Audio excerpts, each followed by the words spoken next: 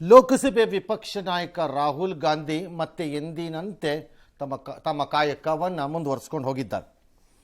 ಇದು ಅವರು ಹೆಚ್ ಬಾಂಬ್ ಅಂತಾರೆ ಅಥವಾ ಯಾರು ಮಾಧ್ಯಮಗಳು ಹೇಳ್ತೀವಿಯೋ ಏನೋ ಗೊತ್ತಿಲ್ಲ, ಅಥವಾ ನ್ಯೂಕ್ಲಿಯರ್ ಬಾಂಬೋ ಗೊತ್ತಿಲ್ಲ, ಯಾವುದೋ ಒಂದು ಬಾಂಬ್ ಅಂತ ಹೇಳ್ಕೊತಿದ್ದಾರೆ. ಬಟ್ ಬಾಂಬ್ಗಳಿಗೆ ಬೆಲೆ ಯಾವಾಗ ಬರುತ್ತೆ ಅಂದರೆ ಅದು ಬಿದ್ದ ಜಾಗದಲ್ಲಿ ಅನಾಹುತವನ್ನು ಅಥವಾ ನೀವು ಬಯಸಿದ ಡ್ಯಾಮೇಜನ್ನು ಮಾಡಿದ್ದಾರೆ. ಬಾಂಬ್ಗಳು ಹೋಗ್ಬಿಟ್ಟು ಡೆಸರ್ಟಲ್ಲೋ ಸಮುದ್ರದ ಮಧ್ಯದಲ್ಲೋ ಹಿಮಾಲಯ ಪರ್ವತದ ಮೇಲೋ ಎಲ್ಲೋ ಬಿದ್ದೋಗ್ಬಿಟ್ರೆ ಸುಮ್ಮನೆ ಡಮ್ ಅಂದರೆ ಪ್ರಯೋಜನ ಏನು? ರಾಹುಲ್ ಗಾಂಧಿಯ ಬಾಂಬ್ಗಳೆಲ್ಲ ಈ ಥರ ಎಲ್ಲೆಲ್ಲೋ ಬೀಳ್ತಾ ಇವೆ ಅಂತ ನನ್ನ ವಾದ. ಅವು ಬೀಳಬೇಕಾದ ಜಾಗದಲ್ಲಿ ಬೀಳ್ತಾನೂ ಇಲ್ಲ, ಅದ್ರದ್ದು ಏನು ಎಫೆಕ್ಟೂ ಇಲ್ಲ.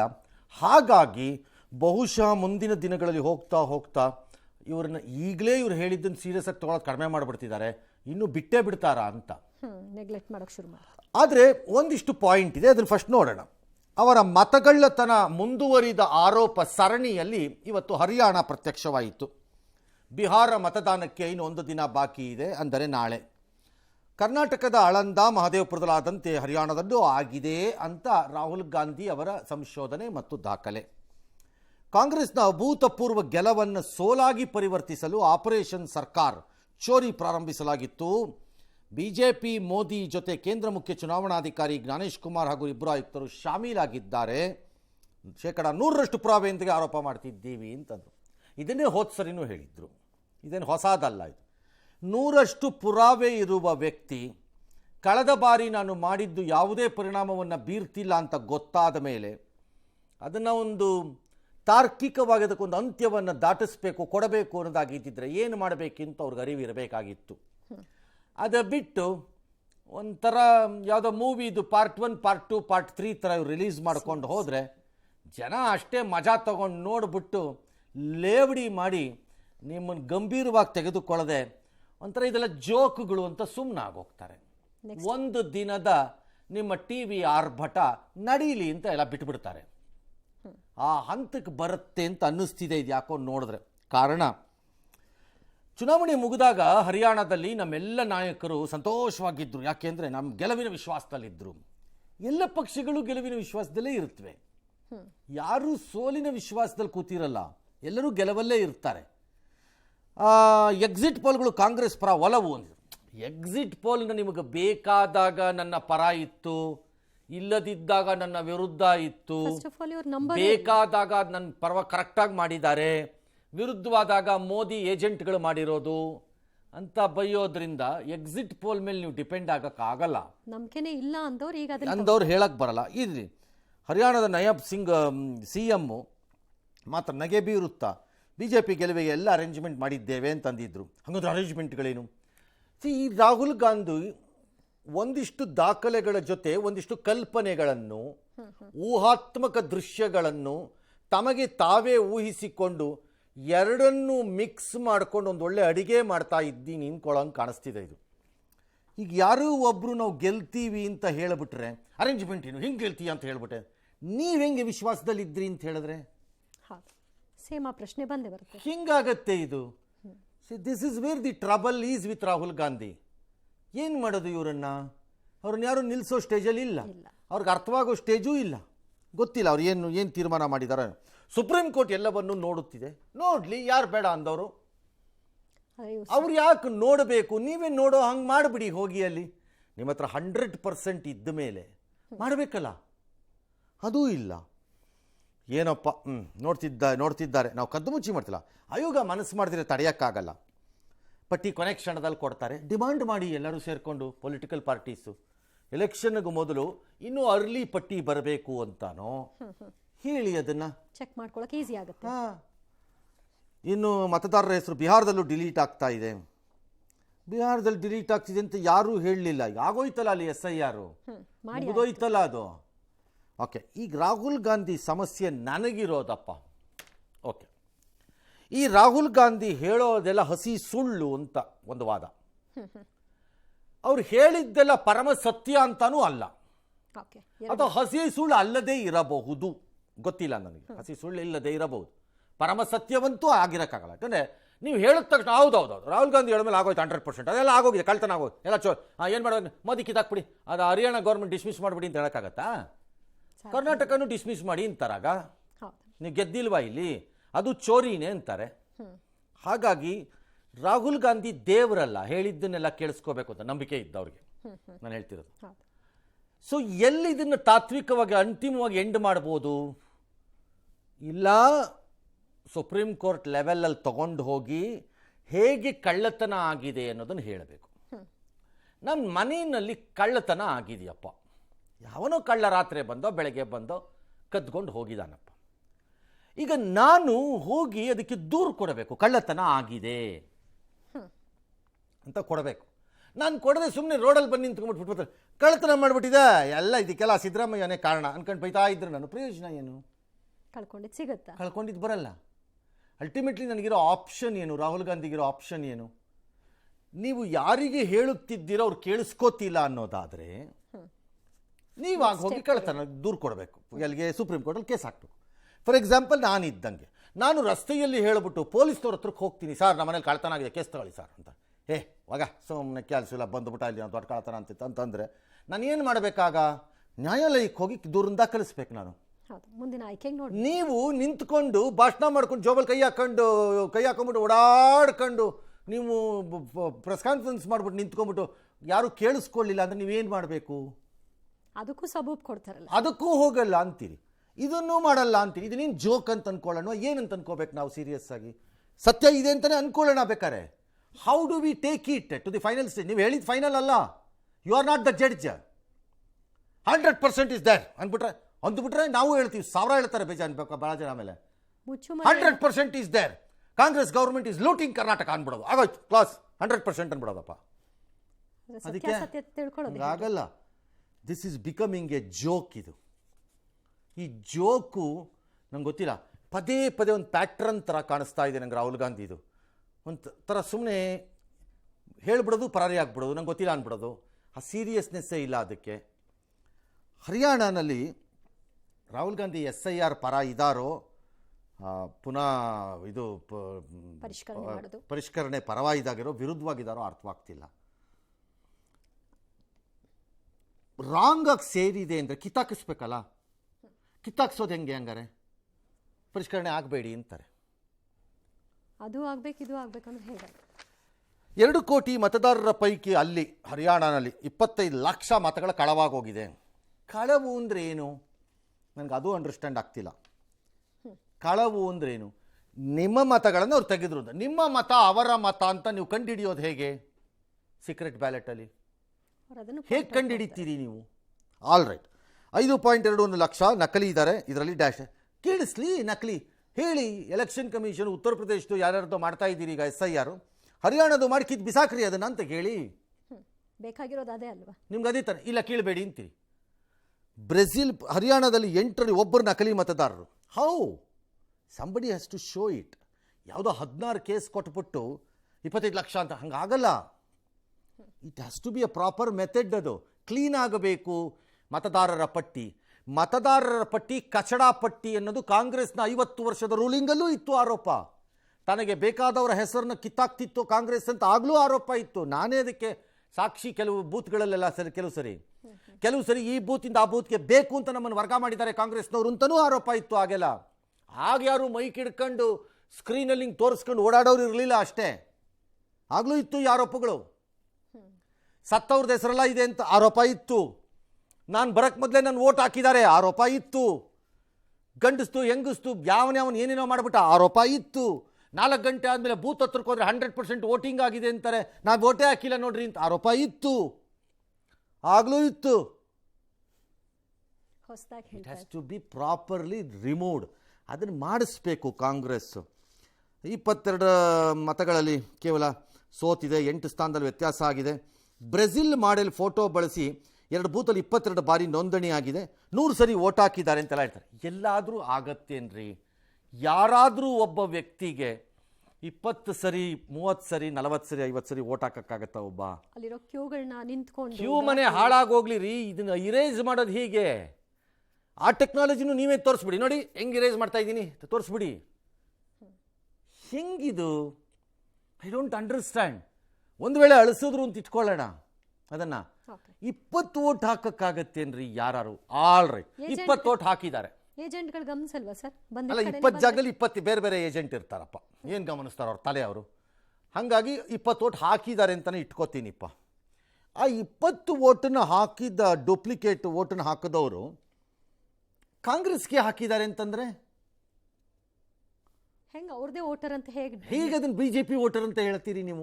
ಇರ್ಬೋದೇನೋ, ನಂಗೆ ಗೊತ್ತಿಲ್ಲ. ಹೆಂಗೆ ಹೇಳ್ತೀರಿ? ಕಾಂಗ್ರೆಸ್ದೇ ವೋಟರ್ ಇರ್ಬೋದಲ್ಲ ಅದು? ಅವ್ರಿಗೂ ಹಾಕಿರ್ಬೋದಲ್ಲ? ಹಾಂ, ನಿಮಗೆ ಹಾಕಿರ್ಬೋದಲ್ಲ. ಸ್ಪೆಸಿಫೈ ಮಾಡ್ತಾರೆ ಅದನ್ನು. ಏನೋ ಇಟ್ಸ್ ಸ್ಯಾಡ್ ಅಷ್ಟೇ. ಅವ್ರು ಪಾಡ್ಬೇಕು, ಅವ್ರು ಇಷ್ಟಿಷ್ಟ ಬಂದಂಗೆ ಅವರು ಮಾಹಿತಿ ಕೊಡ್ತೀನಿ ಅಂತಾರೆ, ಅವ್ರು ಹೇಳಿದ್ದನ್ನು ಒಪ್ಕೋಬೇಕು ಅಂತಾರೆ. ಒಟ್ಟಲ್ಲಿ ಇದು ಬಾಂಬು ಪಾಂಬು ಎಲ್ಲ ಬಿಟ್ಬಿಡಿ, ಸುಮ್ಮನೆ ಎಂಡ್ ಆಗಬೇಕು ಅಂತಿದ್ರೆ ಲಾಜಿಕಲಿ ತೊಗೊಂಡೋಗಿ ಅಲ್ಲಿಗೆ ಹೋಗ್ಬೇಕು. ಅದನ್ನು ಎಲೆಕ್ಷನ್ ಕಮಿಷನ್ಗೆ ಹೇಳಬೇಕು, ನಿಮಗೆ ಟೈಮ್ ಕೊಡ್ತೀವಿ, ಇಷ್ಟು ದಿನ ನೀವು ಮಾಡ್ತಾ ಇದ್ರೆ ಅಲ್ಲಿ ಹೋಗ್ತೀವಿ ಅಂತ. ಸುಪ್ರೀಂ ಕೋರ್ಟ್ ನೋಡ್ತಾ ಇದೆ, ಅವ್ರು ನೋಡ್ತಿದ್ದೇವೆ ಅಂದರೆ ಏನು? ನೀವು ಹಿಂಗೆ ಪ್ರೆಸ್ ಕಾನ್ಫರೆನ್ಸ್ ಮಾಡಿಬಿಟ್ರೆ ಸುಪ್ರೀಂ ಕೋರ್ಟ್ ಕೂತ್ಕೊಂಡಿದ್ರು. ಆಮೇಲೆ ಮಾತಿತ್ತಿರ ಜೆನ್ಝಿ ನೋಡಬೇಕು. ಏನು ನೋಡೋದು ಜೆನ್ಝಿ? ನಿಮ್ಮ DCM ಹೇಳ್ತಾರೆ ಜೆನ್ಝಿಗಳನ್ನು ಎಳಸುಗಳು ಅಂತಾರೆ. ಎಳಸುಗಳು ಯಾಕೆ ನೋಡಬೇಕು? ನಿಮ್ಮ ಲೀಡ್ರಿಗೆ ಫೋನ್ ಮಾಡಿದ್ರಾ? ಯಾರು? ನಾನು ಪದೇ ಪದೇ ಜೆನ್ಝಿ, ಆ ಜೆನ್ಝಿ ಅನ್ನೋ ಪದ ಇಟ್ಟುಕೊಂಡು ಯುವಕರನ್ನು ಕೆರಳಿಸಿ ಎಬ್ಬಿಸುವ ಒಂದು ತಂತ್ರದಟ್ಟು ಒಂದು ಭಾಗ ಕಾಂಗ್ರೆಸ್ಸಲ್ಲಿ ಅಡಾಪ್ಟ್ ಮಾಡ್ಕೊಂಡಂಗಿದೆ. ಸುಮ್ಮನೆ ಮಾಡ್ತಾ ಇರೋಣ, ಯಾವತ್ತೋ ಒಂದಿನ ಕೆರಳಲ್ಲಿ ಅಂತ, ಯಾವತ್ತೋ ಒಂದಿನ ಕೆರಳಲ್ಲಿ ನೋಡೋಣ ಅಂತ ಅದೊಂದು ಅಟೆಂಪ್ಟ್ ನಡೆದಂಗಿದೆ. But I will tell you one thing, ಕಾಂಗ್ರೆಸ್ನವ್ರಿಗೆ ಇವತ್ತಿನ ಜೆನ್ಝಿ ಅಥವಾ ಯುವಕರು ಅಫ್ಕೋರ್ಸ್ ಉದ್ಯೋಗ ಅವಕಾಶಗಳು ಇದೆಲ್ಲದರ ಜೊತೆಯಲ್ಲಿ ಜಾತಿ ಲೀಡರ್ಶಿಪ್ಗಳು ಜೊತೆಯಲ್ಲಿ ಧರ್ಮ ಹೋರಾಟ ಎಲ್ಲದರಲ್ಲೂ ಅವ್ರು ಡಿವೈಡ್ ಆಗಿ ನಿಂತಿದ್ದಾರೆ ಅವರುಗಳು. ಹಂಗೆ ನೀವು ಹೇಳ್ಬಿಟ್ಟು ತಗ್ನ ಜಿ ಎದ್ದು ಬಂದು ಬಿಡಲ್ಲ, ಇಲ್ಲಿ ಒಂದು ಕಡೆ ಸೇರ್ಸಕ್ಕಾಗಲ್ಲ. ಹಂಗಾಗಲ್ಲ, ಹಂಗಾಗಕ್ಕೆ ಸಾಧ್ಯ ಇಲ್ಲ. ಅದು ಇಂಡಿಯಾನಲ್ಲಿ ಸದ್ಯಕ್ಕೆ ಮಾತಿದ್ರೆ ಅವ್ರನ್ನ ಎಬ್ಸೋದು ಜೆನ್ ಜಿ ಅಂತನ್ನೋದು. ಅದೇ ಹೆಂಗಪ್ಪ. ಬಿಹಾರ ಎಲೆಕ್ಷನ್ ಟೈಮಲ್ಲಿ ಇವತ್ತು ಇದನ್ನು ಹೇಳ್ತಾರೆ ಅಂತಂದ್ರೆ ಇದ್ರ ಇಂಪ್ಯಾಕ್ಟ್ ಏನಾಗ್ಬೋದು? Possibly is trying to influence Bihar voters ಇರ್ಬೋದು. ಟ್ರೈಂಗ್ ಟು ಇನ್ಫ್ಲೂಯೆನ್ಸ್ ಬಿಹಾರ್ ವೋಟರ್ಸ್ನ ಅದನ್ನ ಎಲೆಕ್ಷನ್ ಕಮಿಷನ್ನು ಯಾರ ಅಧಿಕಾರಿಗಳು ಅವ್ರು ಗಮನಿಸ್ಕೋಬೋದು, ಬೇಕಿದ್ದರೆ ಇರಬಹುದು. ಇನ್ಫ್ಲೂಯೆನ್ಸ್ ಮಾಡೋಣ, ಒಂದು ಬೇರೆ ಕ್ಯಾಂಪೇನ್ ದಾರಿ ಇಲ್ಲ ಅಂತ. ಸೇ ಈ ಮೆಥಡ್ಡು ಜನ ನೀವು ಹೇಳ್ತಿರೋ ಚೋರಿ ಅಟ್ರಾಕ್ಷನ್ಗೆ ಬರುತ್ತೆ. ಮತದಾರರು ಅದನ್ನು ಭಾಳ ಗಂಭೀರವಾಗಿ ತಗೊಂಡು ಅದನ್ನು ಒಂದು ಸರ್ಕಾರವನ್ನು ಕೆಡವಕ್ಕೆ ಅಸ್ತ್ರವಾಗಿ ಬಳಸ್ತಾರೆ ಅನ್ನೋ ನಂಬಿಕೆ ನನಗೇನಿಲ್ಲ. ಕಾಂಗ್ರೆಸ್ನವ್ರಿಗೂ ಇರೋದು ಡೌಟು ನನಗೆ ಈ ರಾಹುಲ್ ಗಾಂಧಿ ಎಕ್ಸ್ಪರಿಮೆಂಟ್ಗಳು. ಕಾಂಗ್ರೆಸ್ನಲ್ಲೇ ಭಾಳ ಜನ ಈ ಎಕ್ಸ್ಪರಿಮೆಂಟ್ಗಳನ್ನು ಒಪ್ತಾರೋ ಇಲ್ವೋ ನನಗೆ ಗೊತ್ತಿಲ್ಲ. Rahul Gandhi is being guided by ತಳಮಟ್ಟದ ರಾಜಕಾರಣವನ್ನು ಅರ್ಥ ಮಾಡಿಕೊಳ್ಳದ, ಬದಲಾದ ಭಾರತದಲ್ಲಿ BJPಗೆ ವಿರುದ್ಧವಾಗಿ ಸೆಣಸುವ ತಂತ್ರಗಳನ್ನು ಹೆಣೆಯಲು ಸಾಧ್ಯವಾಗದ, ಎಂದಿಗೂ ಚುನಾವಣೆಗಳನ್ನು ಎದುರಿಸದೆ ಜನರ ಆಶೋತ್ತರಗಳನ್ನು ಅರ್ಥ ಮಾಡಿಕೊಳ್ಳದ ಒಂದಿಮಾಗದರ ಗುಂಪಿಗೆ ಸೇರಿರುವ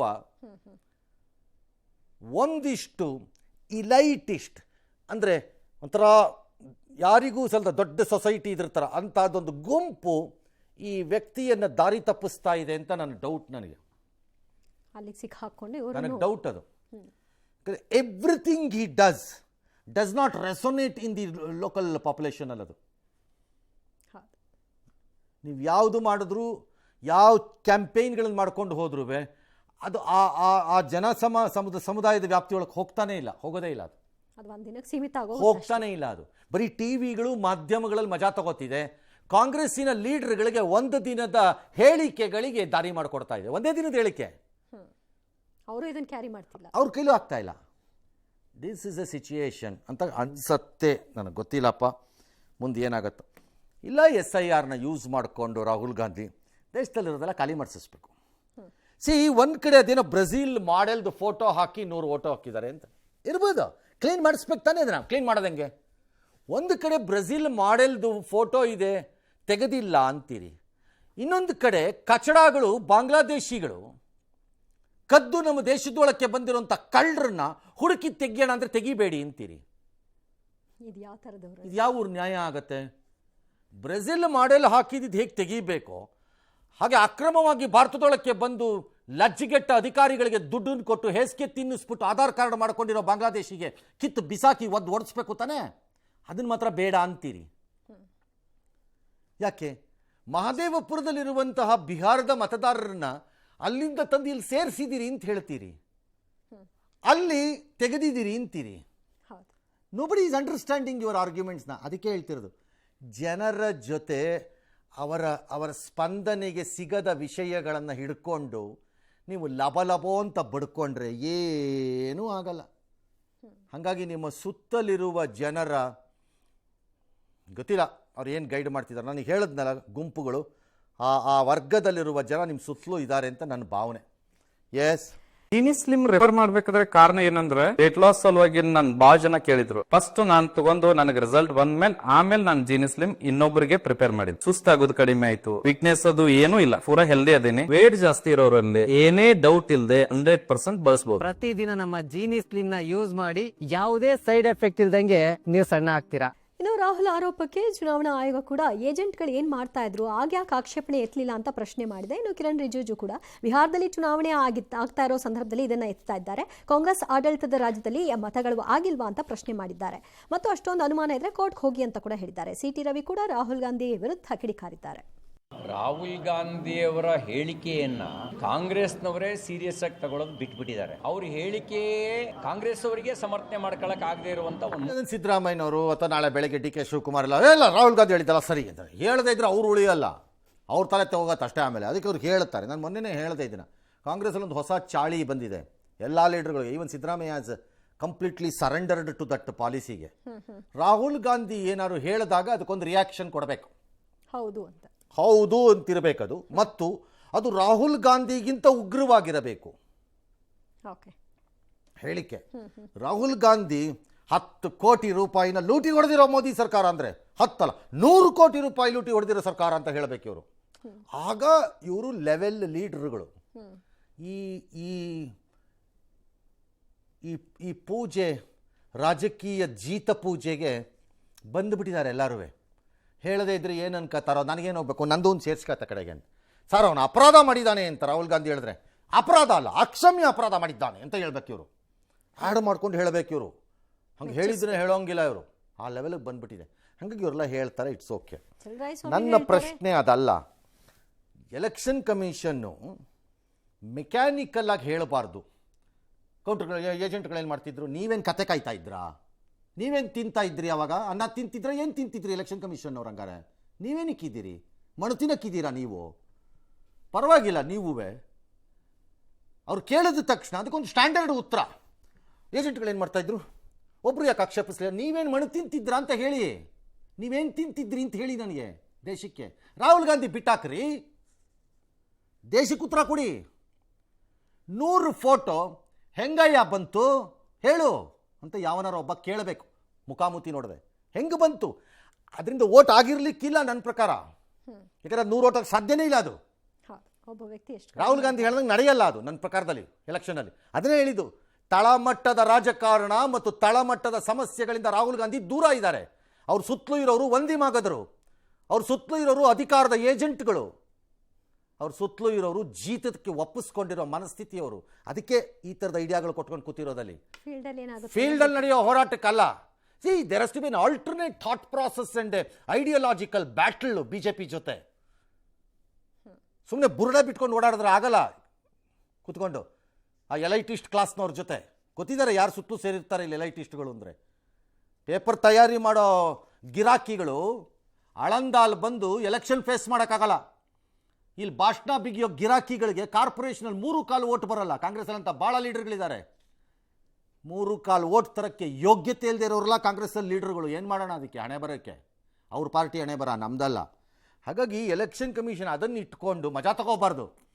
ಏನು ಮಾಡ್ತಾಯಿದ್ರು ಅವರು? ಯಾಕವರು ಇದು ಯಾಕಪ್ಪ ಹಾಕಬೇಕು? ನೀವೇನು ಕತೆ ಕಾಯಕ್ಕಿದ್ದೀರಾ? ಏನು ಸಂಬಳ ಯಾಕೆ ತಿಂದ್ರಿ ಹಂಗಾರೆ ನೀವು? ನೀನು ರಿವ್ಯೂ ಮಾಡಬೇಕಪ್ಪ ಅದನ್ನು. ಒಳ್ಳೆ ಕತೆ ಆಯ್ತಲ್ಲ. Your response of election commission should be. ಇದಕ್ಕೆ Rahul Gandhi leader of opposition ಏನೋ ಹೇಳಿದ್ದಾರೆ, ಅವ್ರು ಹೇಳ್ದಂಗೆಲ್ಲ ಚೋರಿ ಪಾರಿ ಮಾರಿ ಎಲ್ಲ ನಡೆದಿಲ್ಲ. ಆದರೆ ಈ 100 ಓಟ್ ಫೋಟೋದೆಲ್ಲ ಹೇಗೆ ಬಂತು ಅಂತ we will check it out and we will mercilessly remove it and clean it up ಅಂತ ಹೇಳಬೇಕಪ್ಪ. ಚೆಕ್ ಮಾಡ್ತೀವಿ ಅನ್ನೋದು ಹಾ, ಬರ್ಬೇಕು. ಅದನ್ನು ಹೇಳ್ಬೇಕಪ್ಪ ನೀವು. ಅಥವಾ ಹೀಗೆ ಹೇಳಬೇಕು, ರಾಹುಲ್ ಗಾಂಧಿ ಶುದ್ಧ ಮೋಸಗಾರ, ರಾಹುಲ್ ಗಾಂಧಿ ಸುಳ್ಳುಗಾರ, ರಾಹುಲ್ ಗಾಂಧಿ ಪಿತೂರಿಗಾರ. ಆ 100 ಫೋಟೋಗಳದ್ದು ಅಂಥದ್ದು ಇಲ್ಲವೇ ಇಲ್ಲ, ಫೇಕ್ ಕ್ರಿಯೇಟ್ ಅದು ಫೇಕ್. ಅದು ಅದಾರು ಹೇಳಿ. ಎಲೆಕ್ಷನ್ ಕಮಿಷನ್ನು ನಾನು ಸತ್ಯದ ಅಪರಾವತಾರ ಅಂತ ಮಾತಾಡಕ್ ಬರಲ್ಲ. ತೇಲ್ಸ್ಬಿಡಕ್ಕ. ಹಂಗಾಗಲ್ಲ. ಎಸ್. ಕಬ್ಬಿಗೆ ಬೆಲೆ ನಿಗದಿ ಮಾಡುವಂತೆ ಆಗ್ರಹಿಸಿ ರೈತರ ಹೋರಾಟ ತೀವ್ರಗೊಂಡಿದೆ. ಬೆಳಗಾವಿಯಲ್ಲಿ ರೈತ ಅಹೋರಾತ್ರಿ ಧರಣಿ 7ನೇ ದಿನಕ್ಕೆ ಕಾಲಿಟ್ಟಿದ್ದು, ಗುಲ್ಮಾಪುರದ ಪ್ರತಿಭಟನಾ ಸ್ಥಳಕ್ಕೆ ಇವತ್ತು ಸರ್ಕಾರದ ಪರವಾಗಿ ಎಚ್ ಕೆ ಪಾಟೀಲ್ರು ಭೇಟಿ ಕೊಟ್ಟರು. ಒಂದಷ್ಟು ಮಾತುಕತೆ ಕೂಡ ಆಯಿತು, ಆದರೆ ಮಾತು ಫಲಪ್ರದವಾಗಲಿಲ್ಲ. ಕೊನೆಗೆ ಅವರು ಅಲ್ಲಿಂದ ನಿರ್ಗಮಿಸಿದ್ದಾರೆ. ಅಸಮಾಧಾನ ಮುಂದುವರೆದಿದೆ. ನಮ್ಮ ಹೋರಾಟ ನಾವು ಮುಂದುವರಿಸ್ತೀವಿ ಅಂತ ಹೋರಾಟಗಾರರು ಕೂಡ ಹೇಳಿದ್ದಾರೆ.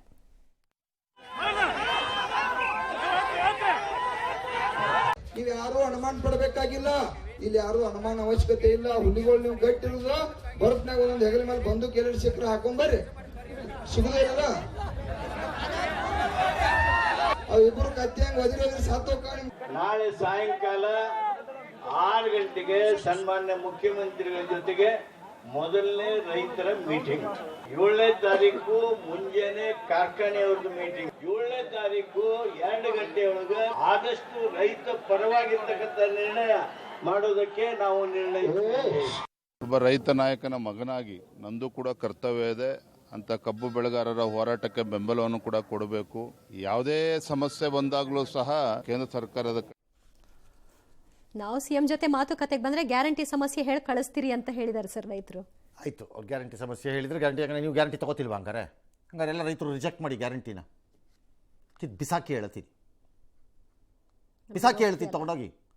ಯಾವ ನಾವು ಭಿಕ್ಷಾ ಕೊಡೋಕೆ ಬಂದವ್ ನನಗೆ ಅಂತ ಬಿಸಾಕಿ. ಅದು ಬೇಕು ಇದು ಬೇಕು ಅಂದ್ರೆ ಹಂಗಾಗಲ್ಲ.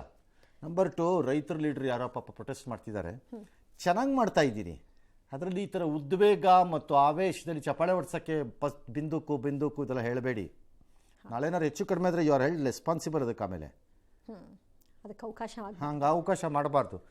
ಚೆನ್ನಾಗಿ ಆಗ್ತಿರೋ ಪ್ರತಿಭಟನೆನ ತಪ್ಪಿಸ್ಕೊಂಬಿಡಿ ಸುಮ್ಮನೆ ಅನ್ಯಾಯವಾಗಿ. ಕೇಂದ್ರ ಮತ್ತು ರಾಜ್ಯ 1,000 ಕೊಡಬೇಕು ಅಂತ ಕೇಳಿ ಅವರು ಏನು ಬೇಕಾದ್ರೂ ಹೇಳ್ಬೋದು, ಆಗೋದನ್ನ ಮಾಡಿಸ್ತಾರೆ, ಟ್ಯಾಕ್ಸ್ ಆಗೋದನ್ನ ಮಾಡ್ತಾರೆ. ಎಸ್.